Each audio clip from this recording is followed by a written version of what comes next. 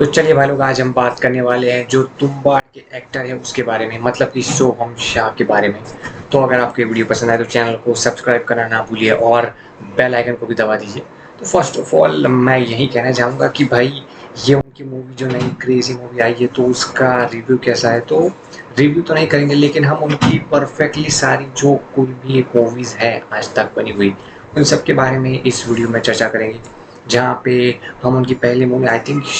Ship of thesis से लेकर के अब भी जो क्रेजी मूवी आई है उन सब के बारे में आई थिंक बहुत डिटेल में आज इस वीडियो में हम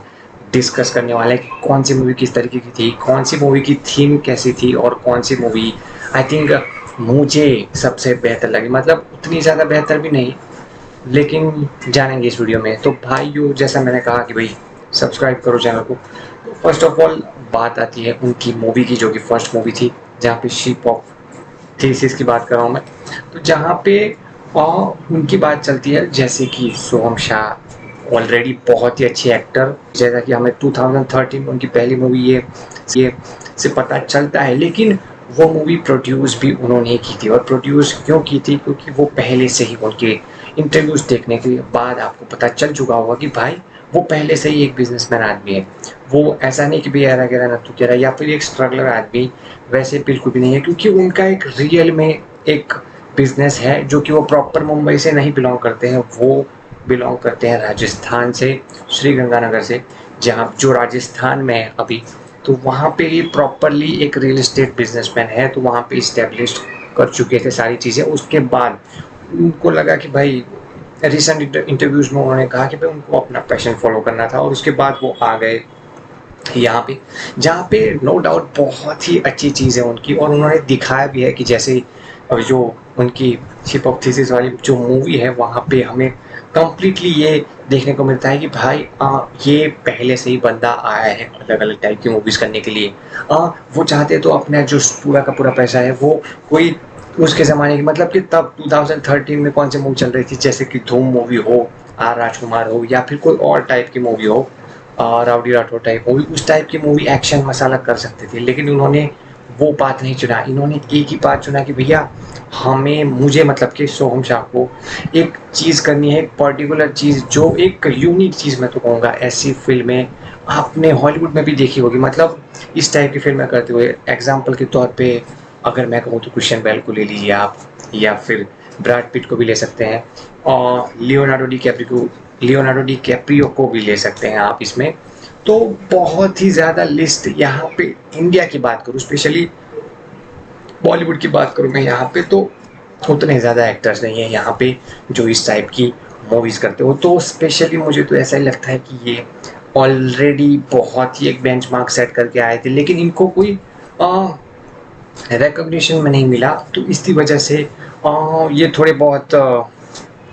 रुझान में आ गए कि इतना उनको मार्केट नहीं मिला उतना ज़्यादा। ये मूवी बहुत ज़्यादा अच्छी थी लेकिन उतना ज़्यादा बॉक्स ऑफिस कमा नहीं पाई। और उसके बाद बात करते हैं कि वो,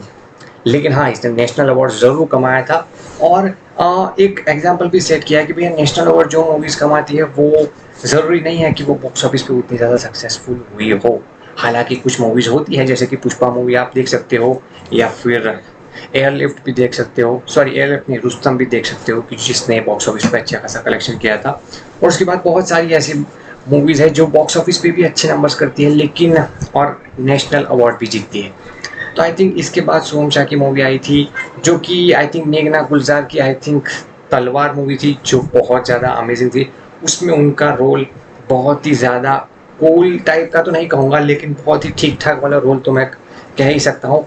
यहाँ पे इन्होंने खुद प्रोड्यूस ये मूवी नहीं की थी, तो इसी वजह से मुझे लगता है कि थोड़ा बहुत उतार चढ़ाव देखने को मिलते हैं। क्योंकि अगर आप कोई भी चीज़ों में खुद प्रोड्यूस करेंगे तो आपको वो बहुत ही ज़्यादा अच्छी फीलिंग आएगी। प्लस दूसरी बात ये है कि भैया आप कहोगे कि भैया मुझे ये चीज़ करनी है तो ये चीज़ करने को मिलेगी,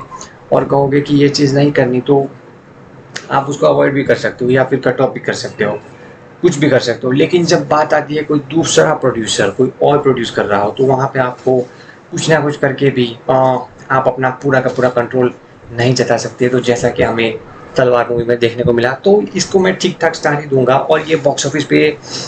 उतनी सक्सेसफुल रही थी, क्योंकि ये मूवीज़ का अगर बॉक्स ऑफिस एनालिसिस करूँ तो आई थिंक 15 सीआर में ये मूवी बनी थी और इस मूवी ने कमाए थे अराउंड 50 सीआर। तो मैं कहूँगा कि ये मूवी हिट तो साबित है, सुपर हिट भी नहीं, हिट ही मान सकते हैं इस मूवी को। लेकिन यहाँ पे उतना ज़्यादा फिर से सोहम शाह को उतना ज़्यादा एक भाव नहीं मिला, एक चीज़ नहीं मिली कि भैया कोई मुझे पहचानेगा, उस टाइप की चीज़ें आकर खड़ी हो गई थी। तो ये बात रही उनकी ये दूसरी वाली मूवी की, जो अच्छी खासी हिट साबित हुई थी। बॉक्स ऑफिस नंबर भी उनके पास आ गए थे जो कि पहले नहीं आ रहे थे, तो ये बहुत ही ज़्यादा अच्छी बात है बॉक्स ऑफिस नंबर का लेके आके आना। मैं जानता हूँ आज के ज़माने में यूथ में एक जंग छिड़ी रहती है कि भैया कुछ लोग मानते हैं कि भैया बॉक्स ऑफिस ये बहुत ही अच्छी चीज़ है, और कुछ लोग मानते हैं कि भैया सारी चीज़ें बॉक्स ऑफिस पे नहीं डिपेंड होती। लेकिन मेरा मानना यही है कि जब ये सब कुछ एक इकोनॉमी मतलब एक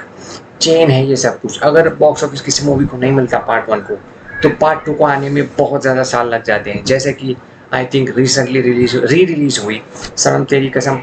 की बात करता हूँ, जो वो पहले उनके खुद एक्टर बोल चुके हैं ये सारी चीज़ें, जो हर्षवर्धन है वो, क्योंकि जब तक आप मूवी नहीं देखोगे, मूवी को सक्सेस एक बॉक्स ऑफिस नंबर नहीं मिलेगा, जो पैसा जो है वो प्रोड्यूसर के पास ही आएगा, तब तक कुछ भी नहीं होने वाला है, तब तक कुछ भी नहीं, पार्ट 2 भी नहीं बन सकता या पार्ट 3 भी नहीं बन सकता। तो इसी वजह से ये एक चेन में पूरा का पूरा जकड़ा रहता है। और अगर आगे हम आते हैं तुम्बाड़ पे, तो ये बात रही इस सारी चीज़ों की। तो कमिंग बैक टू सोहम शाह, तो सोहम शाह सर की अगली मूवी आई थी, वो थी सिमरन, जो कि आई थिंक कंगना रनौत जी के साथ ये मूवी शूट हुई थी, मतलब कि उनके साथ ही अलग भी सर। तो बहुत ही ज़्यादा अच्छी बात है वहाँ पे कि भैया एक इतनी बड़ी आई थिंक सेलिब्रिटी जो ऑलरेडी आई थिंक ब्लॉकबस्टर दे चुकी थी, जैसे कि क्रिश 3 हो गया, क्वीन हो गया, या फिर कोई दूसरी मूवी उनकी, बहुत ही ज़्यादा अच्छी बात है। Tannu match Mannu part 1 part 2 और अभी पार्ट 3 भी आने वाला है शायद। तो एक ऐसे एक्ट्रेस के साथ मूवी में टाइम स्पेंड करना और मूवी करना, ये बहुत ज़्यादा अच्छी बात है। लेकिन इस मूवी को भी उतना ज़्यादा आई थिंक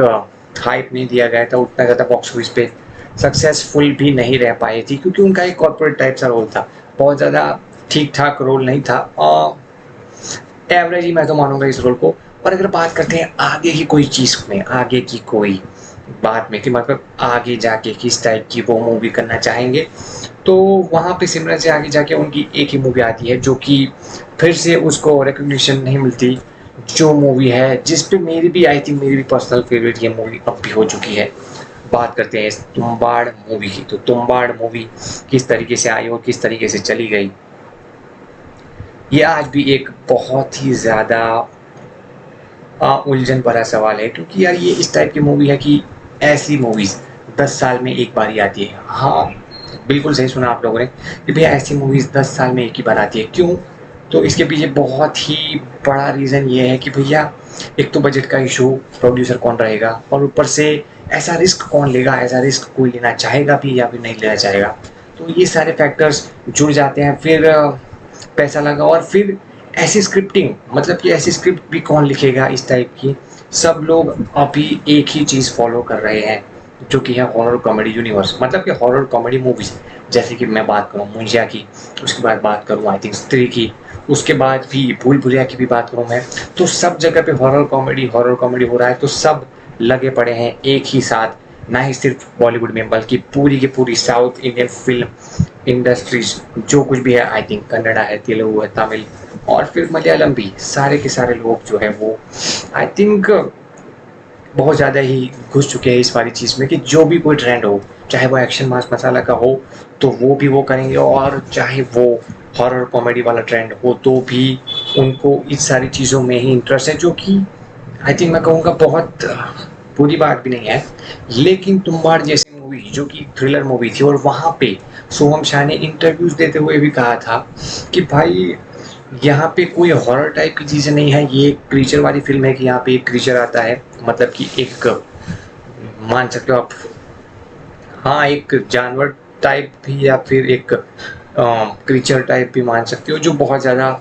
कूलनेस भी दिखाता है लेकिन एक डर भी बना रहता है। आफ्टर ऑल अगर हम इसका कंपैरिजन करें कॉन्जरिंग टाइप मूवी से, तो इसका कंपैरिजन हो ही नहीं सकता। क्यों नहीं हो सकता? क्योंकि वो एक कम्प्लीटली हॉरर टाइप मूवी, वहाँ पे होते हैं सारी चीज़ें, आई थिंक गोस्ट या जो कुछ भी हो गया, लेकिन यहाँ पे ऐसा कुछ भी नहीं होता। यहाँ पे कोई भी चीज़ गायब नहीं होने वाली, लेकिन एक जादुई चीज़ आपको देखने को मिलेगी जो कि दंत कथाओं से जुड़ी हुई है कि भैया हस्तर आता है और हस्तर चला भी जाता है, और हस्तर के पास एक पोटली होती है जहाँ पे बहुत सारे सोने के सिक्के होते हैं जो कभी भी खाली नहीं होती, कभी भी मतलब कभी भी खाली नहीं होती। तो इसी वजह से मुझे लगता है कि ये एक दंत कथा को ही आप मान सकते हो। तो मुझे लगता है कि हाँ, यहाँ पे अंदर उतना डीपली घुसना नहीं चाहिए, जो चीज़ है उसे मान लेनी चाहिए, और मूवी सही तरीके से वो सारी चीज़ें पूरी करती भी है कि भैया हाँ, ये एक मूवी है जहाँ पे ये सारी चीज़ें दिखाई गई है। यहाँ पे अंदर ही चैप्टर 1, चैप्टर 2 और चैप्टर 3 दिखाया गया है, जहाँ पे चैप्टर 3 उनको क्लोज करता है, मतलब कि विनायक राव जो प्लेड बाय हमारे सोहम शाह है, और उनके जो बेटा है वो उस सारी चीज़ आगे लेकर के जाएगा, और सारी चीज़ें थमी हुई भी हमें दिखाता है। वो स्पेशली मुझे बहुत ज़्यादा अच्छा लगा जिस तरीके से यहाँ पे मूवी के अंदर सारी की सारी चीज़ें दिखाई गई है, कैसे वो फ्लिक्स करती है सारी चीज़ें, कैसे स्टार्ट में सारी चीज़ें दिखाई जाती है कि भैया, और स्पेशली उन्होंने एक मोस्ट इम्पॉर्टेंट बात कही थी कि भैया बारिश एक बहुत ही अच्छा इफेक्ट है,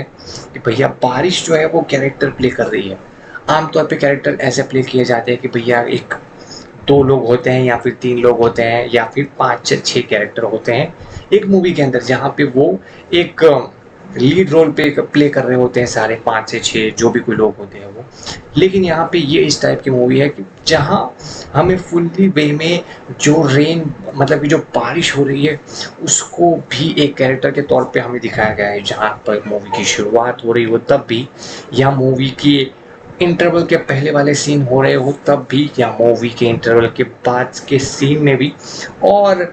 तो और एंडिंग में भी हमें हल्की हल्की बारिश और बादल वाला मौसम होता हुआ हमें कंटिन्यूसली दिखाई देता है, जो कि बहुत ज़्यादा अच्छी बात है। बहुत ही ज़्यादा वेल बिहेव तरीके से ये मूवी शूट की गई है, और आप सबको ये जान के बहुत ज़्यादा हैरानी नहीं होगी, लेकिन थोड़ी बहुत हैरानी तो हो ही सकती है कि भाई ये मूवी को बनने में आई थिंक 2012 में ये मूवी की शूटिंग चालू हुई थी। जो आप लोग क्लियरली देख भी सकते हो कि जो एक लड़का होता है वो बहुत ही ज़्यादा छोटा होता है, और जो आई थिंक सीरियल में भी आता था, बालवी टाइप सीरियल में, जहाँ पे वो बहुत ज़्यादा, और 2018 में तो वो बहुत ज़्यादा बड़ा होना चाहिए था लेकिन वो नहीं हुआ। तो कम्प्लीटली हमें पता चलता है कि जब वो उनका बचपन यानी कि चाइल्डहुड दिखा रहे थे तब वो शूटिंग जो हुई थी वो 2012 में ही हुई थी, उससे पहले नहीं हुई थी। जो बहुत ज़्यादा आई थिंक आप मान सकते हो कि ये अनप्लान्ड मूवी, एक टाइप की अनप्लान्ड मूवी ही थी ये, लेकिन उसके बाद भी उनको बॉक्स ऑफिस पे उतनी ज़्यादा सक्सेस नहीं मिली। हालांकि इंटरव्यू से हमें पता चलता है कि सोहम शाह सर ने बहुत ही ज़्यादा बड़ा नंबर मांगा था लेकिन उनको उतना बड़ा नंबर नहीं मिला,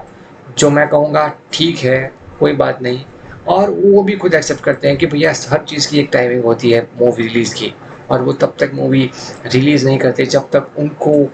इस बात की भनक नहीं लग जाती कि भैया ये movie perfectly I think perfectly done है। अगर उनको लगेगा कि ये मूवी ख़त्म हो चुकी है परफेक्टली, सब कुछ चीज़ें अपने बराबर से हुआ है, तो ही वो रिलीज़ करेंगे, उसके अलावा वो रिलीज़ नहीं करेंगे। और तुम्बाड़ मूवी में क्यों मैं इनकी बात कर रहा हूँ सोहम शाह की, तो क्योंकि यही प्रोड्यूसर भी हैं तो इसकी वजह से। और उनके बहुत सारी चीज़ें कि भैया ऑडियंस 2 टाइप की थी, जो भी उन्होंने फिर से कहा कि भैया ऑडियंस एक ऐसी थी कि जिनको कुछ पता ही ना चल रहा हो तुम्बाड़ मूवी में क्या हो रहा है या क्या नहीं हो रहा, और दूसरी तरफ एक तरफ की ऐसी ऑडियंस थी कि जो बहुत ज़्यादा वेट कर रही थी कि तुम्बाड़ 2 कब आने वाली है। लेकिन उससे पहले इनको चाहिए थी एक सक्सेस, इनको चाहिए था एक बॉक्स ऑफिस नंबर जो कह सके कि हाँ भाई इस टाइप की मूवी हमें लानी ही चाहिए। तो इन्होंने फिर से आई थिंक आज से 5-6 महीने पहले री रिलीज़ की थी तुम्बाड़, और वो हाईएस्ट ग्रोसिंग री रिलीज़ मूवी अब तक, जब तक सनम तेरी कसम नहीं आई तब तक वो रही थी, जिन्होंने आई थिंक 35 सीआर री रिलीज़ में कमाए थे, जो कि बहुत ज़्यादा अच्छी बात है, बहुत ज़्यादा बड़ा आंकड़ा है वो, जो बहुत ज़्यादा वंडरफुल बात है। और इस आंकड़े को पिछले आंकड़े से मिला लो, आई थिंक पिछला आंकड़ा बॉक्स ऑफिस का 12 करोड़ था, और इस आंकड़े को मिला लो तो ईजीली हो जाता है आई थिंक 47 के आसपास, 35 प्लस 12 तो इज इक्वल टू 47 या 48 या 50 राउंड फिगर भी आप मान के चले, तो 15 करोड़ में बनी मूवी 50 करोड़ कमा लेती है, तो ईजिली उनको बहुत ज़्यादा अच्छा फ़ायदा होता है, अच्छी चीज़ें मिलती है, और अमेजिंग अमेजिंग चीज़ उन्हें देखने को मिलती है, जो कि बहुत ज़्यादा बढ़िया बात है कि भैया हाँ, वो एक चीज़ बना रहे हैं, उनके पास एक बॉक्स ऑफिस नंबर भी आ चुका है और उन्होंने ऑफिशियली तो अनाउंसमेंट नहीं किया है, लेकिन उन्होंने बोल दिया है कि भैया मैं दूसरी मूवीज़ में भी अपना हाथ आजमाऊंगा। लेकिन उस मूवीज़ों में अपना हाथ आजमाने से पहले मैं एक चीज़ ये करना चाहता हूँ कि भाई मैं यहाँ पे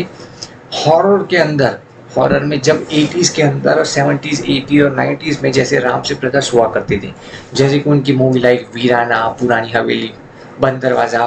पुराना मंदिर, आई थिंक यस बंद दरवाज़ा, उस टाइप की मूवी जो हुआ करती थी, उन सब के राइट्स तो नहीं, लेकिन 3 बहुत ही ज़्यादा बॉक्स ऑफिस पे हिट मूवीज़ जो रही थी, जैसे कि वीराना हो गई, पुराना मंदिर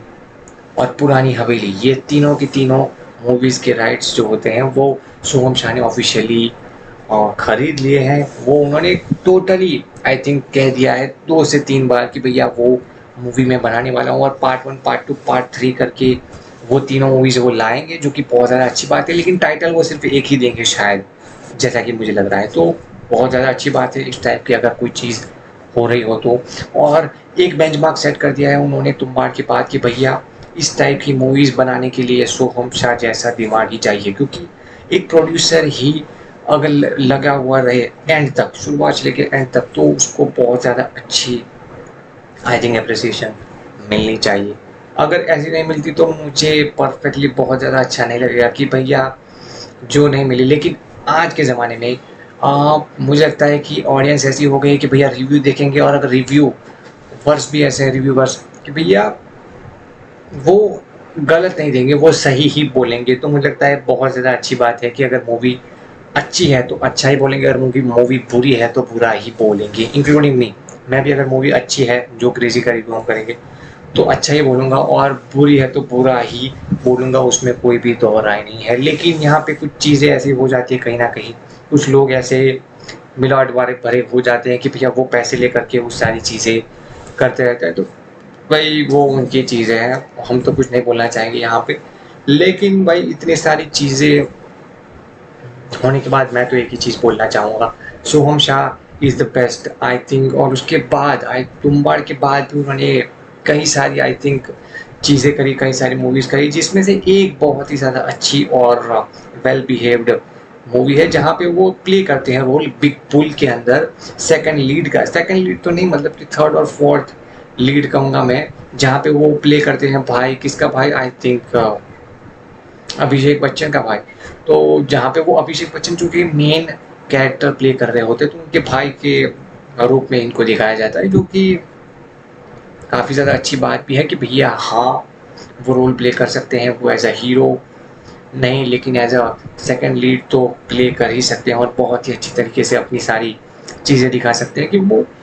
एक वेल बिहेव्ड और बहुत ही अच्छे एक्टर भी है। वो उसके ज़्यादा बहुत अच्छे बिजनेसमैन है, बहुत अच्छे एक्टर भी है, और बहुत ज़्यादा अच्छे प्रोड्यूसर भी है। मुझे लगता है कि वो इस टाइप के प्रोड्यूसर है कि जब तुम्बाड़ 2 रिलीज़ होगी तब वो गिने जाएंगे कि भैया तब उन्हें बहुत ज़्यादा ही हाइप मिलेगी कि भैया किस तरीके से तुम्बाड़ 2 बनती है। बात करें तुम्बाड़ 2 के ऊपर, तो तुम्बाड़ 2 आने वाली है वो तो कंफर्म नहीं किया गया, लेकिन उन्होंने परफेक्टली बोल दिया था कि भैया तुम्बाड़ 2 आएगी जब ये अराउंड 2026 को वो चालू कर देंगे उनकी शूटिंग। और उनका एक चीज़ भी है जो कि उनको बहुत ज़्यादा पसंद है कि भाई वो इस टाइप के आदमी है कि जो ऐसा वैसे चीज़ें नहीं करेंगे, वो परफेक्टली एक उनको टाइम चाहिए, वो टाइम उनका कोई भी फिक्स नहीं होता। वो शायद 5 साल भी ले ले, वो शायद 6 साल भी ले ले, वो शायद आई थिंक 2 साल भी ले सकते हैं। मुझे ऐसा पर्सनली ऐसा लग रहा है, ऐसा फील हो रहा है कि भैया हाँ वो शायद 2 साल भी ले सकते हैं। तो भाई कुछ भी हो सकता है, यहाँ पे कोई कुछ भी कर सकता है, लेकिन सोहम शाह के कितने भी साल ले लें वो सारी की सारी चीज़ें वर्थ इट होने वाली हैं। और हो भी क्यों ना, क्योंकि ये इस टाइप के प्रोड्यूसर है जो बहुत ज़्यादा कम दिखाई देते हैं और बहुत ज़्यादा कम ही हमें देखने को मिलेंगे, लेकिन उनका वर्क बोलता है, उनकी सारी चीज़ें बोलती हैं। और मैं वही कहना चाहूँगा सभी से कि भैया आपका काम ही बोलना चाहिए, आपकी ज़ुबान नहीं, तो ही आपका कुछ हो पाएगा, और ज़्यादा कुछ भी नहीं हो पाएगा। तो चलिए भाई लोग आगे बढ़ते हैं उनकी अगली मूवी, जो कि हाल ही में रिसेंटली रिलीज हुई है, जो इसका नाम है क्रेजी।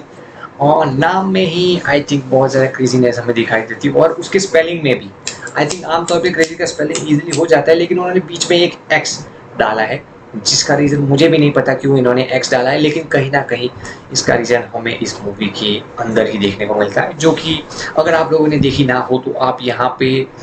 थोड़ा बहुत रिव्यू जान सकते हैं, और यहाँ पे मैं बॉक्स ऑफिस की भी बात करने वाला हूँ यहाँ पे। तो फर्स्ट ऑफ ऑल जान लेते हैं इस मूवी का, थोड़ा बहुत रिव्यू कर लेते हैं। जहाँ पे मैं बात करूँ डायरेक्टर की, तो डायरेक्टर बहुत ज़्यादा शानदार थे, और डायरेक्टर में सोहम शाह सर की भी बात होगी। क्यों सोहम शाह की भी बात होगी? क्योंकि उन्होंने भी ये इस टाइप के प्रोड्यूसर हैं जो अपना पूरा का पूरा इनपुट डालते हैं इस टाइप की मूवीज़ के अंदर। ऐसा नहीं कि भैया वो एक एक्टर है और एक प्रोड्यूसर है तो भैया प्रोड्यूसर की तरह ही वो सारी चीज़ों को देखेंगे, ऐसा कुछ भी नहीं होता। वो परफेक्टली सारी की सारी चीज़ें अपने बिना पे डालते हैं, और वो उनका कहना ये भी होता है कि भैया वो जब तक एंड तक वो खींचते हैं, और एंड तक वो अपनी मूवी को परफेक्टली जब तक बन नहीं जाती तब तक वो रिलीज़ ही नहीं करते। तो इस मूवी की अगर मैं बात करूँ तो स्टार्टिंग से ही आपको पता चल जाएगा, स्टार्टिंग से मतलब कि स्टार्टिंग से ही जब कैमरा ऑन होता है तब से ही आपको कैमरा के पीछे मतलब क्या हो रहा है, मतलब कैसे मूवी का एंगल किस तरीके से आई थिंक कैमरा घूम रहा है, वो सारी की सारी चीज़ें मैं कहूँगा इस टाइप का डायरेक्शन आपको 10 मूवीज़ में से शायद एक मूवी में देखने को मिले बॉलीवुड की। तो मैं कहूँगा ये सोहम शाह इस टाइप के आदमी है जो बॉलीवुड का लेवल एक लेवल अप लेकर के जाएंगे ये। तो वहीं से आपको पता चल जाता है कि भैया ये मूवी कुछ अलग होने वाली है। पहले के आई थिंक 3-4 मिनट में ही आपको सारी चीज़ें पता चल जाती है, और कुछ अलग वे में बनाई गई है ये फिल्म, कुछ अलग ही वे में डायरेक्ट की गई है। आप बात करो तो इस मूवी की टाइमिंग, मतलब कि मूवी की टाइमिंग तो 1.5 घंटा है, लेकिन मूवी के अंदर जो रियल में एक्चुअल में सारी चीज़ हो रही होती है तो कब से कब तक हो रही होती है, तो वो ईजिली आई थिंक मैं कहूँगा कि 1 घंटे की स्टोरी होती है, एक या ज़्यादा से ज़्यादा 1.5 घंटे की स्टोरी होती है, क्योंकि जो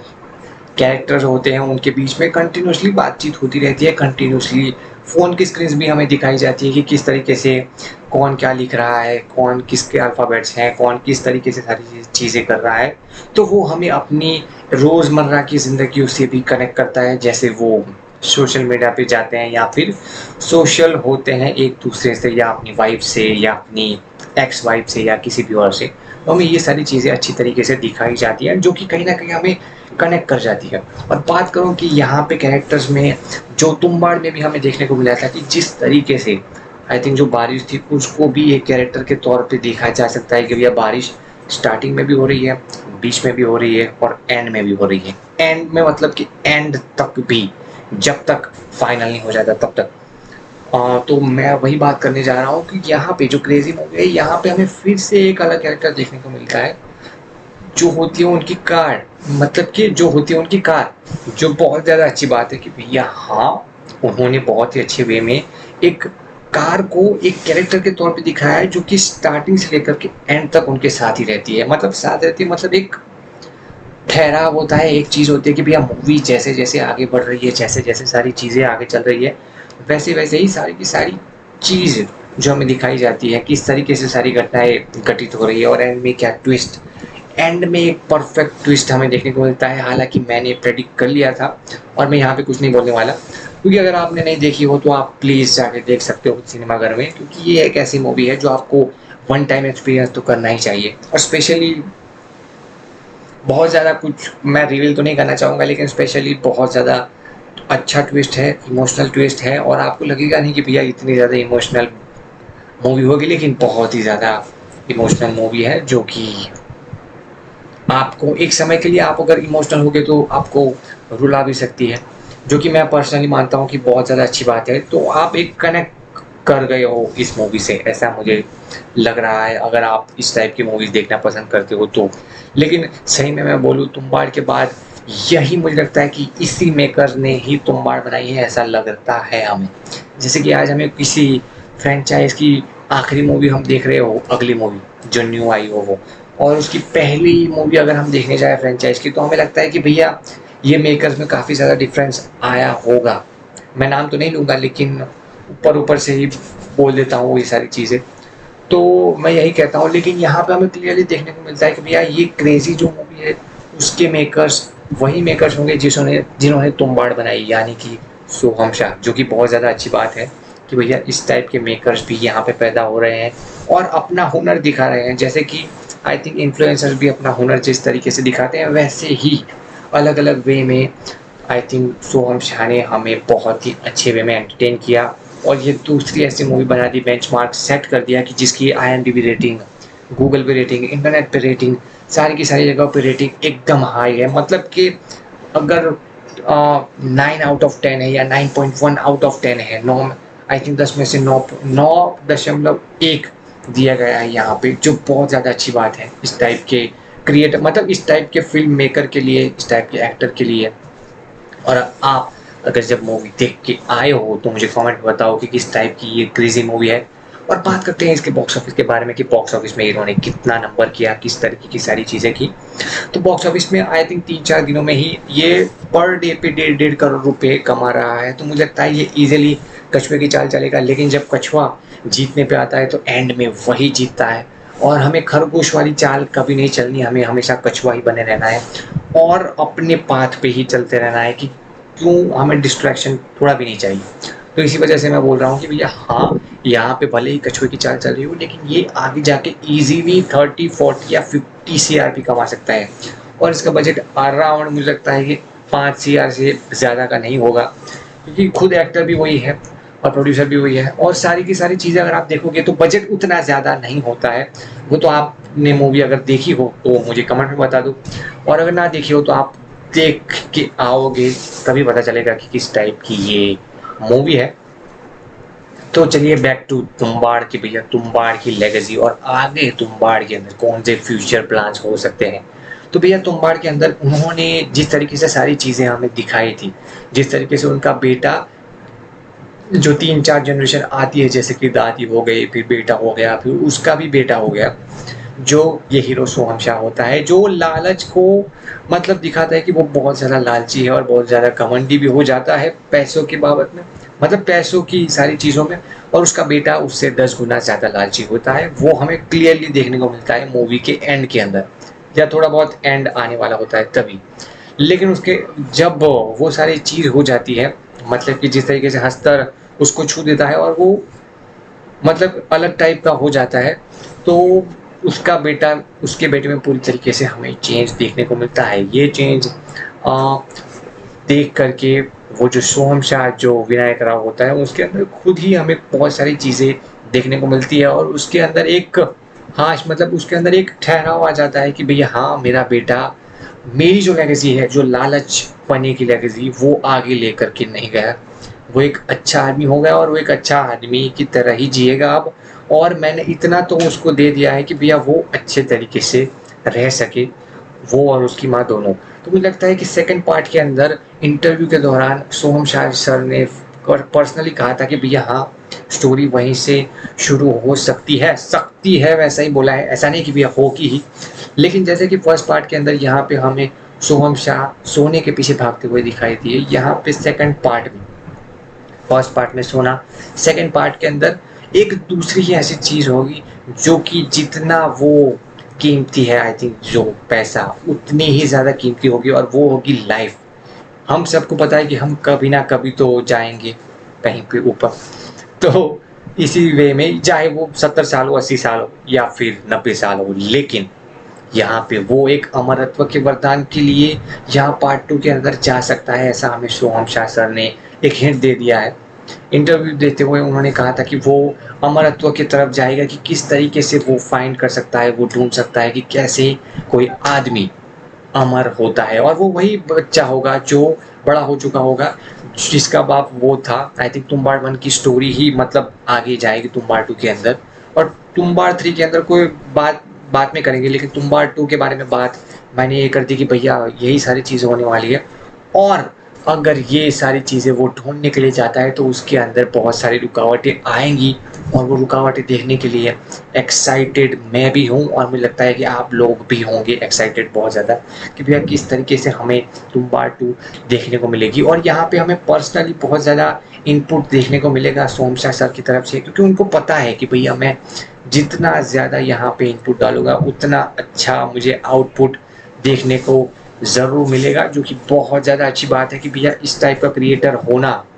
और इस टाइप की सारी चीज़ें करना। मुझे लगता है कि यहाँ पे इंडिया के अंदर, बॉलीवुड के अंदर, इंडिया के अंदर तो नहीं, बॉलीवुड के अंदर अगर हॉरर मूवी बनाने का एक्सपीरियंस अच्छे से अच्छा हो और किसी को रियल में किसी के पास कला हो, हॉरर मूवी कौन बनाता है, प्रोड्यूसर के बारे में बात कर रहा हूँ यहाँ पे। क्यों डायरेक्टर के बारे में बात नहीं कर रहा? क्योंकि कौन सी चीज़ें लेनी, कौन सी चीज़ें ना लेनी, वो एक प्रोड्यूसर जब दखलंदाजी करता है तो बहुत ज़्यादा कठिन बात हो जाती है। लेकिन यहाँ पे प्रोड्यूसर बहुत ही कमाल के हैं, आई थिंक सोहम शाह, जो मुझे लगता है कि भैया हाँ, बहुत ही एप्रिसिएशन वाली बात है भैया, बहुत ज़्यादा अच्छी बात है। तो मुझे लगता है कहीं न कहीं हमें भी उनको सपोर्ट करना चाहिए, उस टाइप की मूवीज़ को देखने जाना चाहिए, क्योंकि इस टाइप का सिनेमा आपको शायद ही देखने को मिले, जो बहुत ज़्यादा वेल बिहेव्ड हो, बहुत ज़्यादा अच्छी बात है। तो बस आज के वीडियो में इतना ही था। तो मैं आपको यही बात करना चाहूँगा कि भैया आप, अगर आपको ये एनालिसिस अच्छा लगा हो, मूवीज़ के अंदर डीप एनालिसिस, और आगे भी ऐसे वीडियो देखने के लिए सपोर्ट कीजिए। आई थिंक शेयर कीजिए इस वीडियो को ज़्यादा से ज़्यादा, सब्सक्राइब कीजिए प्लीज़, आपका एक क्लिक हमारी काफ़ी हेल्प करेगा। सब्सक्राइब कीजिए, शेयर कीजिए और बेल आइकन को भी दबा दीजिए, ताकि आपको पता चले कि भैया हमारा वीडियो आ चुका है और बहुत ज़्यादा अच्छे वे में आया है। और बाकी तो बस आज के लिए इतना ही था, मिलते हैं अगले वीडियो।